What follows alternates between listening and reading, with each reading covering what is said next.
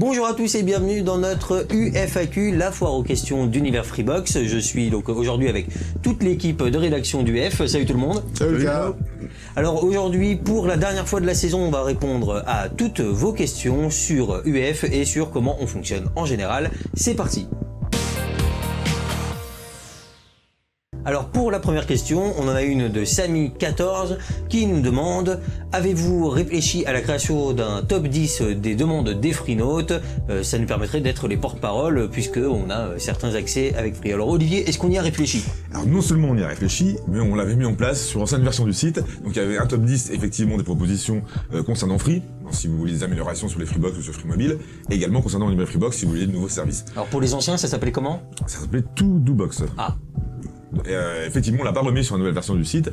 On en a parlé et j'ai invectivé un petit peu notre développeur. Ce sera fait prochainement. Alors prochainement, ça peut être d'une semaine à 2 mois. Hein. On va pas être trop précis, mais en tout cas, ce sera fait. Et donc, vous pourrez faire vos propositions et on en tiendra compte et effectivement, on le transmettra à Free également.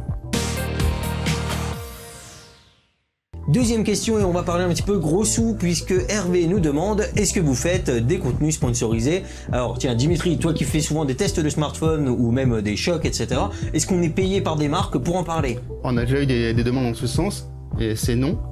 Tous les articles, que ce soit les articles sur les Freebox, c'est non sponsorisé, c'est valable aussi pour les articles sur les forces mobiles et même sur les tests. On n'a aucune directive pour nos articles, les articles sont écrits par la rédaction et sans directive de la part d'un partenaire extérieur.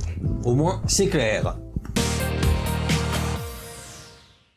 On va parler un petit peu maintenant limitation technique avec une question de Dimitri Prévost qui revient un petit peu sur nos tournages, puisque on l'a dit, on n'a pas assez de débit pour faire du live. Alors pourquoi est-ce qu'on le fait pas en 4G? Alors la réponse, elle est toute simple, c'est juste que si on veut proposer des contenus en live, on veut déjà une stabilité parfaite, et donc avec la 4G, on n'est pas forcément les mieux couverts, c'est pas du tout stable. Notre débit, il varie énormément, donc on préfère attendre la fibre pour pouvoir lancer les meilleures émissions possibles. Vous avez quelque chose à rajouter? Et ben justement, on est en train d'installer la fibre actuellement. Pour l'instant, on n'a pas la date à laquelle ça va être activé. C'était un petit peu compliqué de l'installer chez nous. On espère pouvoir vous proposer les premières émissions en live, au moins une avant l'été. Voilà, au moins pour une petite preview de ce que deviendra la chaîne. Et pour vous préciser, tous nos contenus, enfin pas tous nos contenus, mais en tout cas totalement fibrés et enregistrés quasiment en live. On l'upload juste après, donc on sait déjà faire du live. Il n'y aura pas beaucoup de différence. Sauf peut-être la gestion du chat, et on se posera peut-être aussi la question de sur quelle plateforme vous voulez nous voir. Voilà.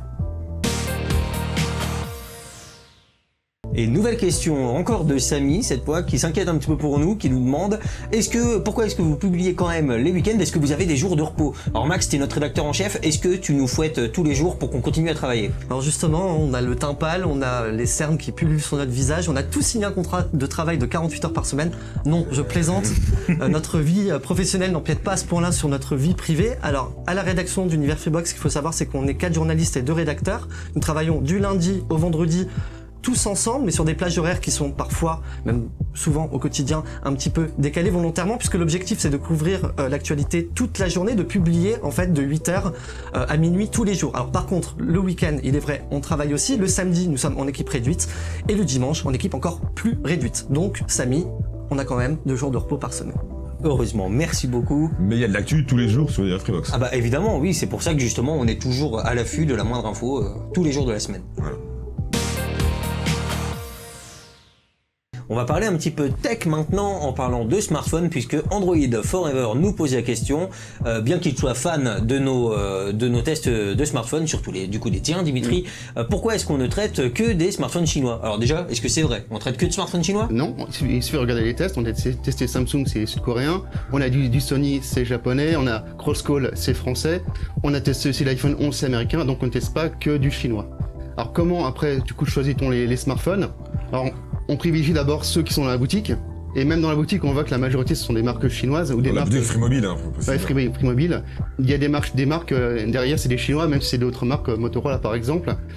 Et aussi on a testé aussi du Nokia, c'est finlandais, comme quoi donc. Et comment choisit-on? Donc d'abord on privilégie la boutique, ceux qu'on arrive à voir. Il y a des marques avec lesquelles c'est plus compliqué. Il y a aussi ceux qui sont très présents, comme Xiaomi par exemple, qui sort modèle sans modèle sans modèle, en plus des modèles très intéressants, donc forcément on a envie de les tester. On a Realme, pareil, qui est pas chez Free Mobile mais qui attaque fort, qui a sur l'entrée de gamme pour la 5G par exemple, on teste aussi.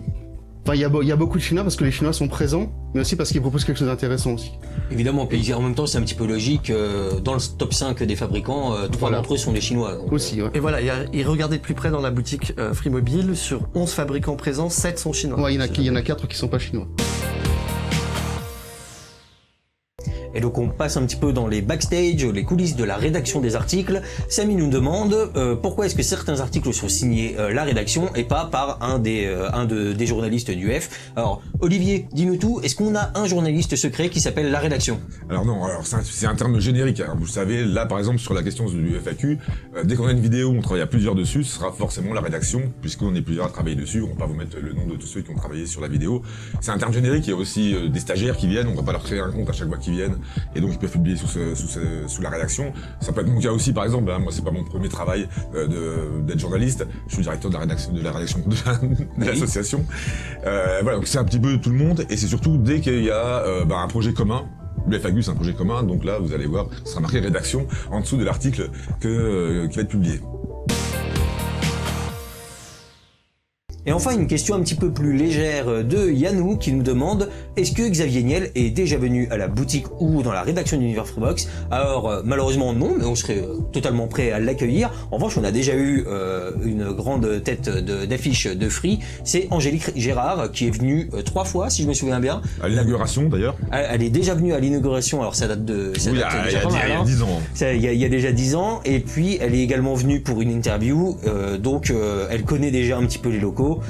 Elle a déjà pu, vous avez déjà pu voir des vidéos tournées avec elle sur ce plateau même. Voilà, donc c'est elle en fait qui gère toute la communauté, enfin les relations avec la communauté Free, donc il est tout à fait logique qu'elle Ça a du sens soit qu'elle passée vienne. par ici. Voilà. Par contre, oui, Xavier Niel, s'il veut venir un jour pour faire une interview, pourquoi pas?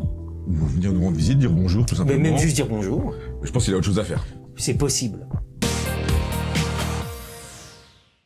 Et voilà, c'est la fin pour cette UFAQ, et c'est la dernière UFAQ de cette saison. Évidemment, la chaîne YouTube, elle va continuer à être alimentée même durant l'été, mais pour cette émission, il faudra revenir en septembre. En attendant, n'hésitez surtout pas à poser toutes vos questions dans les commentaires de cette vidéo, évidemment, mais aussi sur les articles d'Univers Freebox. On en fera une petite sélection pour vous répondre à nouveau à la rentrée.